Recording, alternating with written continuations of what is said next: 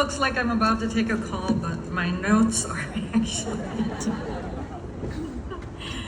Good evening, and as they say in German, guten Abend. I'm Sarah Giese, and thank you so much for having us. A happy birthday, happy 75th birthday to IES. This is my younger sister, Erica, and we proudly get to call two of the co-founders, Mom and Dad. Maybe a little less known fact, but how did two farmers' kids from Yoder, Indiana, population 1,100, that was now, it was probably less then, end up in Vienna, a city that was still digging out, post-war and occupied by the Allied forces.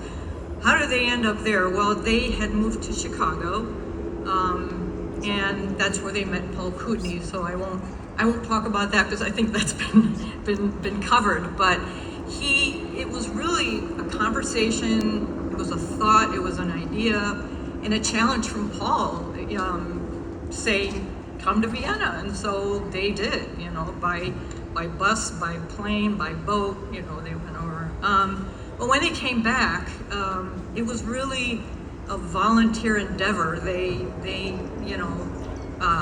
created flyers and brochures, and they went around and distributed them to local colleges and libraries. They were determined to make their indelible experience, a reality for other American students. And Paul Kootenai continued to coordinate in Vienna for them. But we also wanted to talk about how their vision made our lives, the four Giese kids, how it affected us. So in 1958, they moved our family over to Vienna, and it was supposed to be for 1 year, and it ended up being 20 years. Wow. We attended the Austrian school system. We were immersed in Austrian life and culture. We received an excellent education over there. We were bilingual. We spoke German among each other and German with our classmates, obviously, and friends. But at home, strictly English with Mom and Dad. So it was life-forming for us, and we're still close to our classmates over there. All these years later, when we go to Vienna, we still get together with them, and some of them were like family. So Mom and Dad lived into the early 90s.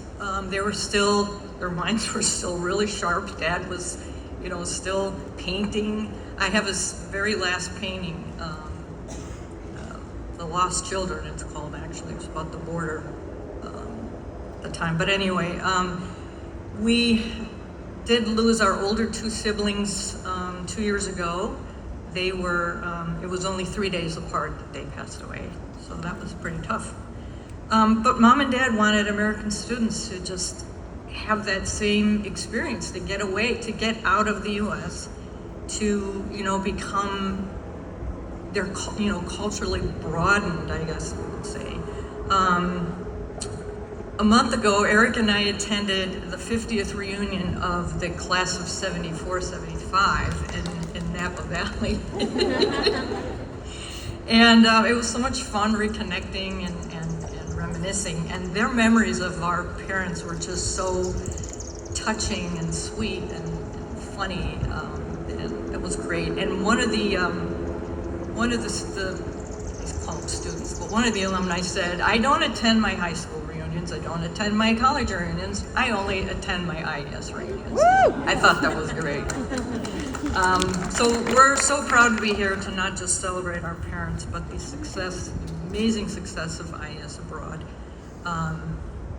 One last thing I wanted to mention. When Mom and Dad were over in Vienna in 1950, I actually just found a letter that my Dad's brother, Vince, had written.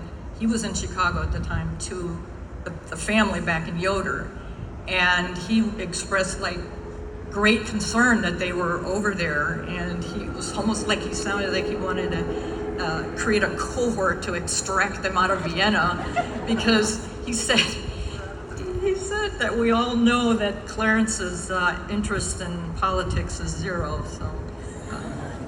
so obviously that didn't happen. But now I'm going to turn it over to my sister Erica, and she, by the way, is the only of the Giese kids that was born in Vienna, so she's our little Austrian. That's really cute. Thank you, Sarah. I guess I wanted to first say thank you for having us join you tonight for Celebrate. And if I look out here, it's such an amazing thing to see, you know, to think that our parents didn't know what they were doing when they started. And to hear these wonderful speeches of Mary Dwyer, and it's just, it grew beyond what I'm sure our parents ever thought it might be.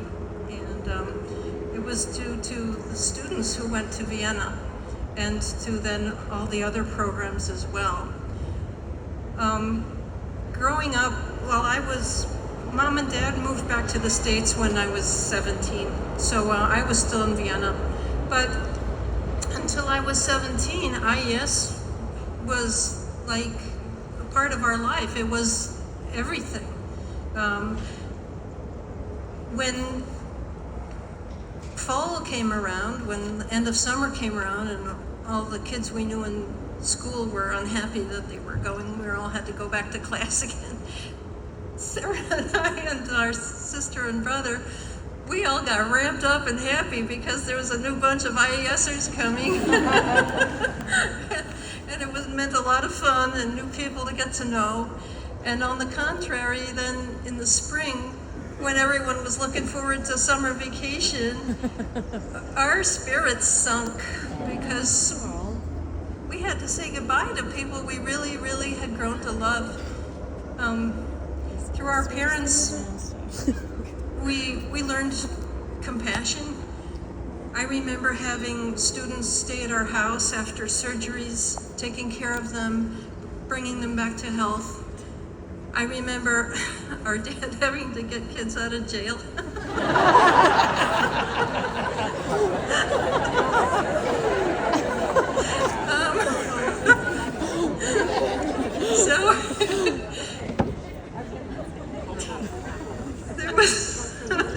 It was a whole array of stuff.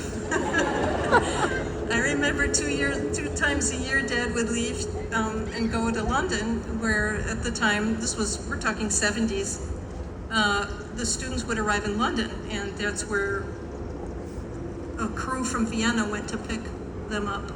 And then they came over with, across the channel, and then by bus, I think it was, and they went through some very beautiful parts of France and all the way down into Vienna, so we were at home without Dad for like a week or two. And Mom would start cooking the craziest things. She's like, I'm going to make hash browns, and I'm going to have brownies. Oh no, Mom always baked brownies. Also when Dad was there, but